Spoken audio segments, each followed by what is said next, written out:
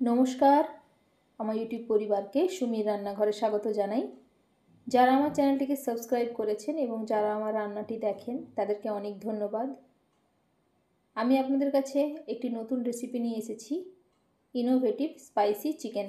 নামটা আমার নিজের দেওয়া, খুব অল্প সময়ের মধ্যেই এটা হয়ে যায়। চলুন শুরু করি। প্রথমে আমি ফ্রাইং প্যান গরম করে নিয়ে তাতে 50 ml রিফাইন অয়েল দিয়ে বোনলেস চিকেনগুলো ভেজে নেব। চিকেনগুলোকে আমি হালকা নুন দিয়ে মেখে রেখেছিলাম। ওটা যতক্ষণ ভাজা হচ্ছে একটা কথা বলি, এর যে নামটা নিয়ে আমিও একটু কনফিউজড ছিলাম, তাই এর নাম ইনোভেটিভ স্পাইসি চিকেন রেখেছি। কারণ বুঝতে পারছিলাম না এই রান্নাটাকে আমি চিকেনের কোন আইটেমের মধ্যে ফেলবো। যাক, ওটা ভাজা হয়ে গেছে। এবার ওপর থেকে দিয়ে দিলাম আদা রসুনকে ক্রাশ করে রেখেছিলাম। ওটা এবার একটু ভালো করে ভাজা হয়ে এলে ওতে দিয়ে দেবো কুচনো পেঁয়াজ। এখানে আমি 3টে পেঁয়াজ কুচিয়ে রেখেছিলাম। ওটাকে একটু ভালো করে ভাজতে হবে যতক্ষণ না পর্যন্ত পেঁয়াজের কালারটা একটু ট্রান্সপারেন্ট হয়ে আসে। এবার ওতে দিয়ে দেবো টমেটো কুচি।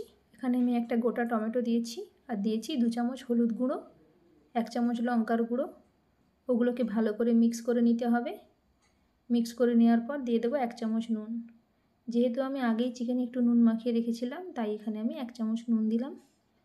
এবার ওটাকে ভালো করে মিক্স করে নিয়ে তাতে দিয়ে দেবো 1/2 টিস্পুন গরম মশলা দিয়ে কিছুক্ষণের জন্য ঢাকনাটা চাপা দিয়ে দেবো 5-7 মিনিটের মতো, যাতে চিকেনটা ভালোভাবে সেদ্ধ হয়ে যায়। এবার ওপর থেকে কিছু কাঁচা লঙ্কার কুচি ও ধনেপাতা কুচি মিশিয়ে স্ট্যান্ডিং টাইম দিয়ে দিলেই রেডি।